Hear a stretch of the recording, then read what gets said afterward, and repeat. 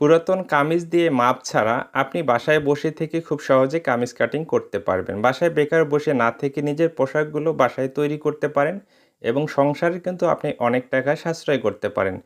Kameez cutting করার জন্য কামিজের যে পার্টটি আছে, তাই না?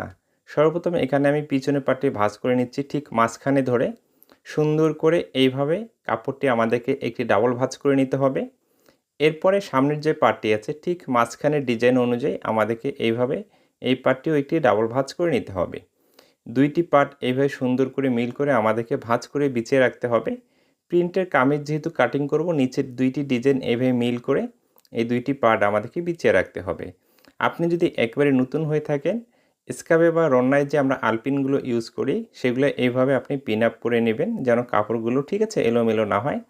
এরপরে যে পুরাতন কামিজটি আছে ঠিক মাঝখানে এইভাবে আপনাকে সুন্দর করে একটি ভাঁজ করতে হবে। ভাঁজ করে নেওয়ার পরে এই সাইড থেকে দেখুন এবং নিচের ডিজাইন থেকে মিল করে এইভাবে আমাদেরকে বিছিয়ে রাখতে হবে। এইভাবে বিছিয়ে রেখে আপনি কিন্তু খুব সহজে ফিতার মাপ ছাড়াই আপনি একটি কামিজ কাটিং করতে পারবেন। কি করতে হবে? ফার্স্ট টাইমে কাপড়টি বিছিয়ে নিতে হবে, তারপরে পুরাতন কামিজটি এইভাবে ডাবল ভাঁজ করে আপনাকে বিছিয়ে রাখতে হবে।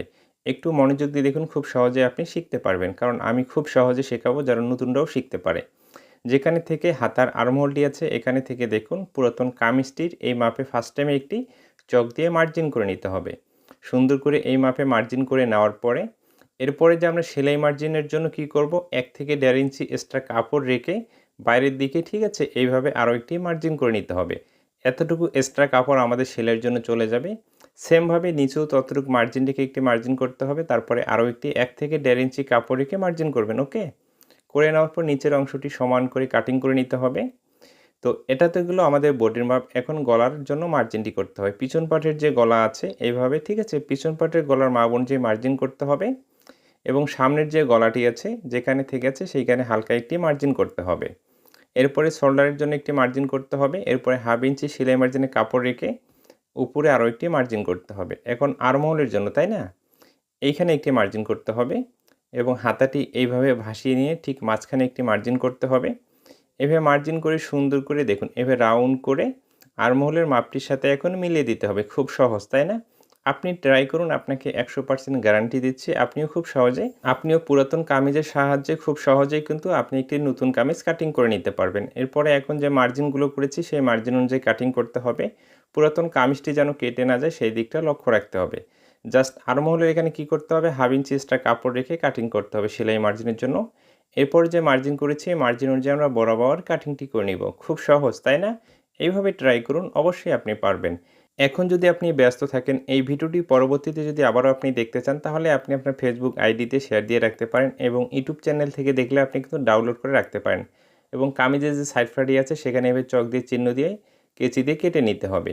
এরপরে এখন কি করতে হবে, পিছন পার্টটি রেখে শুধু সামনের পার্টের গলাটি কাটিং করতে হবে। পিছন পার্টটি যেন কেটে না যায় সেদিকটা লক্ষ্য রাখতে হবে। এইভাবে শুধু সামনের পার্টের গলার অংশটি কাটিং করে নেব। এতটুকু অংশ কাটিং করে নেওয়ার পরে শুধু সামনের পার্টে আমরা তালপাটের জন্য 1/2 ইঞ্চি এইভাবে কাপড় কাটিং করে নেব। ওকে, কাটিংটি করা কমপ্লিট হয়ে গেলে এখন পুরাতন কামিজটি এখান থেকে আমাদেরকে সরিয়ে রাখতে হবে। এই ভিডিওটি একবার দেখে যদি আপনার বুঝতে সমস্যা হয় আবারও রিপ্লাই করে দেখুন, অবশ্যই আপনি কামিজ কাটিং শিখতে পারবেন। এর থেকে কামিজ কাটিং করার সহজ নিয়ম কিন্তু আর নেই, অবশ্যই আপনি পারবেন।